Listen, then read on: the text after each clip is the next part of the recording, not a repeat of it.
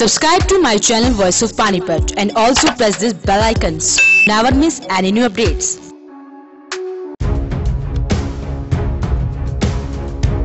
लोकसभा चुनाव को लेकर उम्मीदवारों ने कसी कमर, अंदर खाते कर रहे हैं तैयारियां।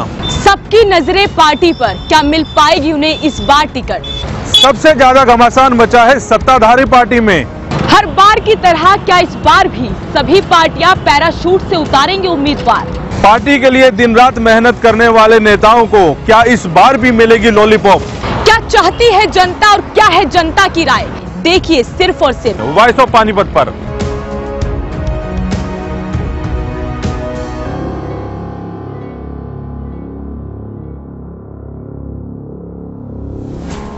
नमस्कार, मैं हूं कुलवंत सिंह और आप देख रहे हैं वॉइस ऑफ पानीपत। यह है हमारा खास कार्यक्रम जनता की राय। जनता की राय में हम लोग जनता के पास जाते हैं और उनसे उनकी प्रतिक्रिया लेते हैं। पिछले दिनों भाजपा के राष्ट्रीय अध्यक्ष अमित शाह हरियाणा में आए थे। उन्होंने संगठन और भाजपा के बड़े नेताओं की ड्यूटियां लगाई थी कि जिताऊ उम्मीदवार को ढूंढें। संगठन के बड़े नेता भी उन जिताऊ उम्मीदवारों को ढूंढ रहे हैं जो लोकसभा की सीटें जीत सकें। करनाल लोकसभा सीट पर चलते हैं। यहाँ भी एक और बड़ा नाम सामने आया है, देखिए वो कौन है। अगले महीने यानी मार्च में लोकसभा चुनाव का बिगुल बजने जा रहा है। ऐसे में भाजपा के राष्ट्रीय अध्यक्ष अमित शाह द्वारा अब की बार जीत का नारा देने के बाद पार्टी हरियाणा की सभी 10 लोकसभा सीटों पर जिताऊ उम्मीदवारों की तलाश में जुट गई है। भाजपा के पास हाल फिलहाल ऐसे चेहरों की कमी है जो चुनाव मैदान में उतरते ही जीत दर्ज करा दे। बहुमत से बनी सरकार इस बार कोई रिस्क नहीं लेना चाहती। अमित शाह ने अपने हिसार दौरे के दौरान संगठन और सरकार दोनों को 10 लोकसभा सीट जीतने का लक्ष्य दिया है।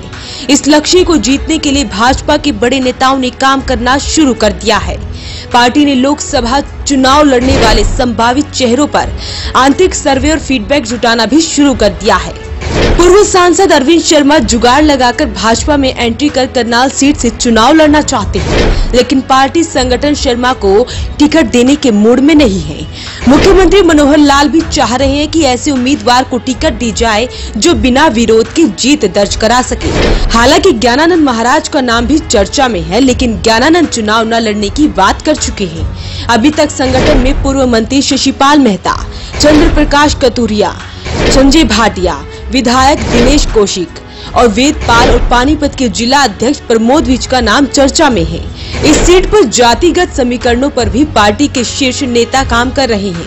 चुनाव नजदीक है, ऐसे में संगठन के बड़े नेता हरियाणा की सभी लोकसभा सीटों पर मंथन कर रहे हैं कि चुनाव किससे लड़ाया जाए।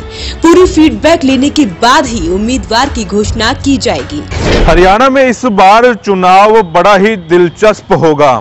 भाजपा के साथ साथ बाकी पार्टियां भी जिताऊ उम्मीदवारों को ढूंढने में लग गई हैं। कांग्रेस के पूर्व सांसद अरविंद शर्मा कांग्रेस पार्टी से चुनाव लड़ने के मूड में नहीं हैं। आजकल वो किसी बड़े बाबा की शरण में है कि किसी तरह टिकट का जुगाड़ हो सके। ग्रामीण इलाके में चलते हैं, वहां की जनता की राय जानते हैं, उनसे पूछते हैं कि वो क्या चाहती हैं। हमारे लोकसभा चुनाव नज़दीक हैं। हमारे पानीपत व करनाल जिले से उम्मीदवार होना चाहिए जी, जो कि ग्रामीण गांवों का दौरा भी करे और समस्याएं सुने।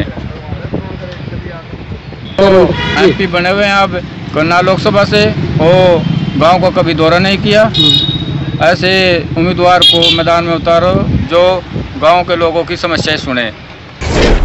जी, ये तो करनाल लोकसभा सीट का तो दुर्भाग्य ही है कि बाहर के लोग आ जाते हैं और जिसको वो टिकट देते हैं और हमारी मजबूरी होती है कि उनमें से कोई ना कोई छांटना पड़ता है। जो अच्छी पार्टी हैं वो बाहर के उम्मीदवार को ही देती हैं। ये ठीक है, बात पे चलो मौजूदा सरकार के प्रति भी हमारा रुझान ठीक है, लेकिन इसका मतलब ये भी नहीं कि वो किसी को ही थोप दें और हम उसको ही बनाना पड़े। अच्छा हो कि वो हमारे यहाँ के जो लोकल उम्मीदवार दें और वो हमारे प्रति वो हमें जाने और हम उससे जाने, हम उससे कुछ काम भी ले सकें। वो हमारा प्रतिनिधि हो। जब वो हमें जानेगा ही नहीं तो हमारी शर्म क्या करेगा, वो हमारे कोई क्या करेगा, वो हम उसको कुछ कह नहीं सकते। क्यों टिकट उसको किसी ने दे दिया और वो हमने मजबूरी होगी, हमने उसको बना भी दिया ना, हमारे प्रति वो उत्तरदायित्व है। पूरी प्लान होगी कि अब वाला एमपी तो पूरे इलाके में आया ही नहीं, वोट मांगने भी नहीं आया था, उसकी पत्नी आई वोट मांगने भी, और उसके बाद ये तो बनने के बाद भी नहीं आया। तो क्या उसको इसका मतलब ये हो गया कि पब्लिक को जानने की जरूरत ही नहीं, टिकट ऊपर से ले आते हैं, वो बन जाते हैं। हमारे हल्के को इतना सस्ता समझ रखे है। जैसे रेल की लाइन को ले लीजिए, कब की पास हुई पड़ी है पानीपत मेरठ रेल की लाइन, और उस पर काम नहीं शुरू हो रहा, करवा पा रहा है। और जबकि इसके बाद जो घोषणा हुई, जैसे दीपेंद्र हुड्डा ने अपने रोहतक साइड खींच के ले गया लाइनों को, अब वाले जमुनानगर साइड खींच के ले गए लाइन को, जो पुरानी इतनी मंजूर हुई पड़ी है उस पर काम शुरू नहीं हुआ, क्योंकि उसकी वजह यही है कि यहाँ का कोई आदमी दमदार अभी आया नहीं यहाँ की बात रखने वाला, ना उनको यहाँ से लगा हुआ है, उसने अपना एक MP बनना है, उन्होंने टिकट दे दिया और वो बन गया। नहीं, हमारे विचार में उम्मीदवार स्थानीय होना चाहिए, जो लोगों की समस्याओं से रूबरू हो। वैसे भी लोकसभा में स्थानीय प्रतिनिधित्व को भी महत्व दिया जाता है। स्थानीय आवाज़ ही संसद में पहुंचनी चाहिए, न कि बाहरी। ऐसा सांसद हो जो लोगों की समस्याएं, केंद्रीय स्तर पे जिन समस्याओं का समाधान हो सकता हो, केंद्रीय योजनाओं के बारे में, रेलवे लाइंस वगैरह के बारे में जानने वाला व्यक्ति ही संसद में जाना चाहिए। अब तक करनाल लोकसभा ने लंबे समय से बाहरी उम्मीदवार ही यहाँ आते रहे हैं, जिनसे लोगों का मिल पाना भी असंभव सा होता रहा है। तो इस बार हम राजनीतिक पार्टियों से ये उम्मीद करते हैं कि वो स्थानीय व्यक्ति को ही लोकसभा का प्रत्याशी बनाएं। करनाल लोकसभा के लिए यहाँ का कोई भी स्थानीय उम्मीदवार होना चाहिए।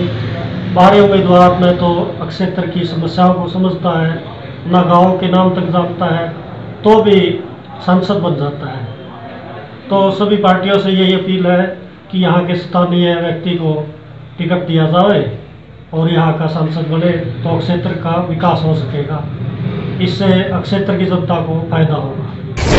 हमारा उम्मीदवार अच्छा होना चाहिए और इसी एरिया का होना चाहिए, ताकि इस एरिया की जो भी समस्याएं हैं उनको प्राथमिकता से ले और उनको पब्लिक और जनता के बीच में आके उसका समाधान करे, ताकि लोगों को इधर उधर ना जाना पड़े। और ये कई बार पिछले कई दशकों से हम देख रहे हैं भाई, हर बार कोई ना कोई बाहर का उम्मीदवार यहाँ आता है और लोगों की वोट लेके और लोगों का ध्यान नहीं रखता, ना किसी का कोई कार्य होता। इसलिए हमारी तो सरकार से यही गुजारिश है कि जो भी टिकट दे लोकल आदमी से दे, ताकि वो करनाल और पानीपत की समस्या को बेहतर तरीके से कह सके। आप एक बात बताओ, अश्विनी चोपड़ा को कम से कम 4.5 पौने 5 साल होगी, आज तक तो हमने जी अपने गांव में या अपने एरिया में देखे नहीं, ना कोई किसी तरह का कोई विकास कार्य हुआ। हमारे गांव में क्या बापुली ब्लॉक के अंदर, सनौली ब्लॉक के अंदर वैसे रूटीन में तो कभी आए नहीं, या कोई बड़ी समस्या कुछ हल नहीं किया, कोई विकास कार्यों के लिए ग्रांट भी नहीं दिए। नहीं जी, गांव में कोई किसी तरह का कोई MP कोटे से कोई ग्रांट नहीं आया। हमारे जो है MP है, जो करनाल लोकसभा से हैं, जो है वो स्थानीय परिवार से होने चाहिए, साधारण परिवार से होने चाहिए, जो गांव की समस्याओं को सुने। ऐसा नहीं है कि वो शहर के आदमी होना चाहिए, उसको गांव की समस्याओं के बारे में कुछ पता ही ना हो। ऐसा होना चाहिए जो गांव की हर समस्या से रूबरू और खासकर लड़कियों की सेफ्टी के लिए भी कार्य किए जा सके। तो हम चाहते हैं कि हमारे जो MP हैं वो गांव से होने चाहिए और साधारण परिवार से संबंध रखते हुए।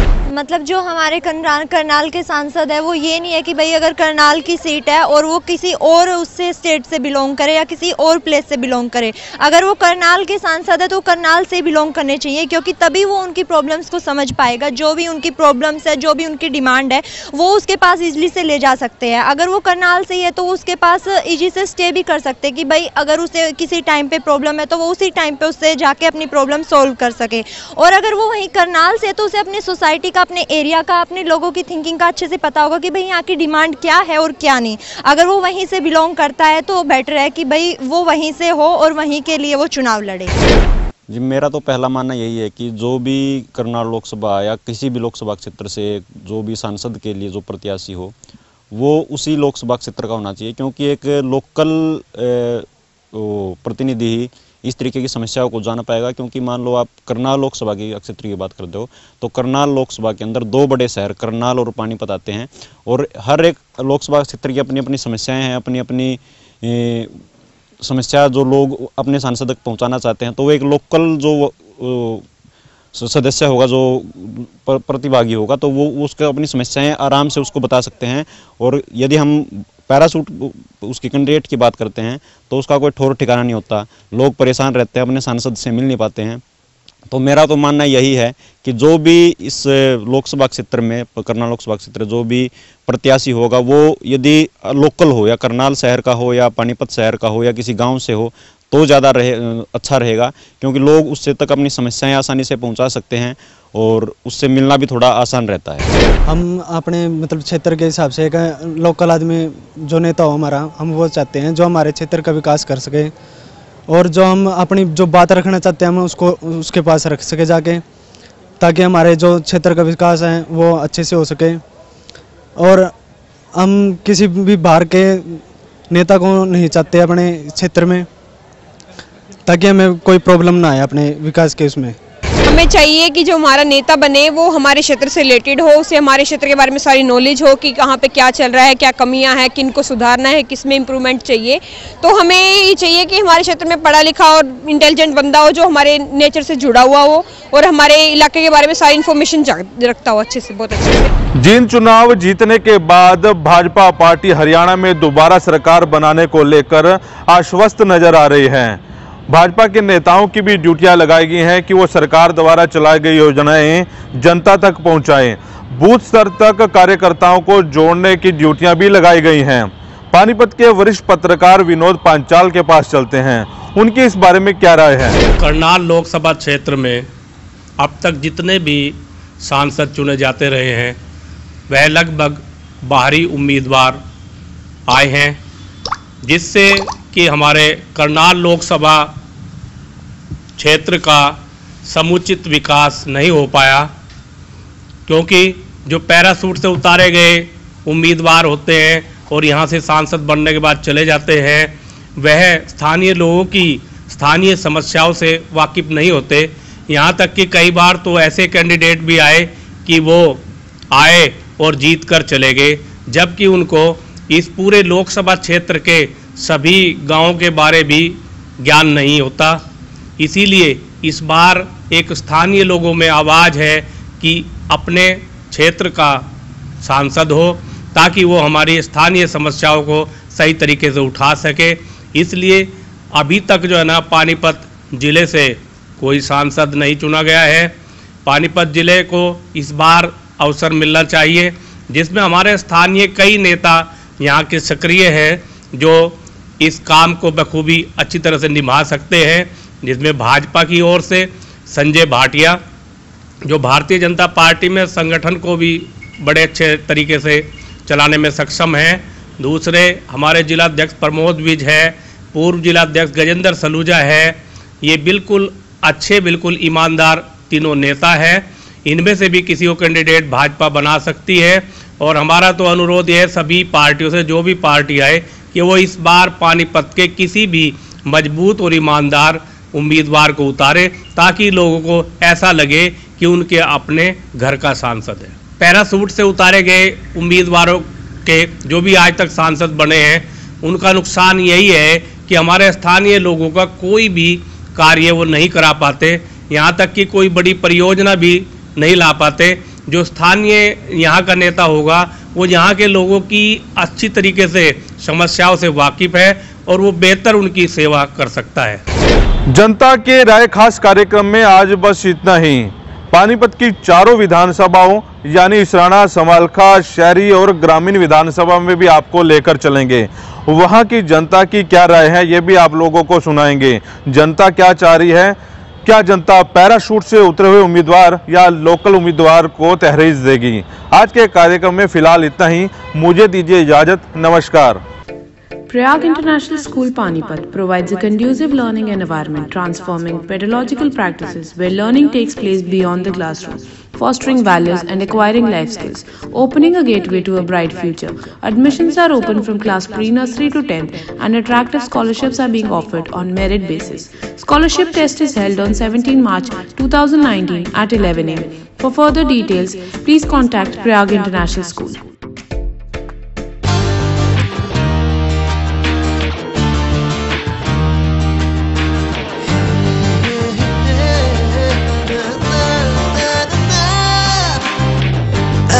colors to your learning, life will be shining. You'll have a better future and you'll be smiling. Pride Sanskriti School, a better place, a better world. Pride Sanskriti School, सपनों से बेहतर कल. Pride Sanskriti School, add colors to your learning. Pride Sanskriti School, your life will be shining.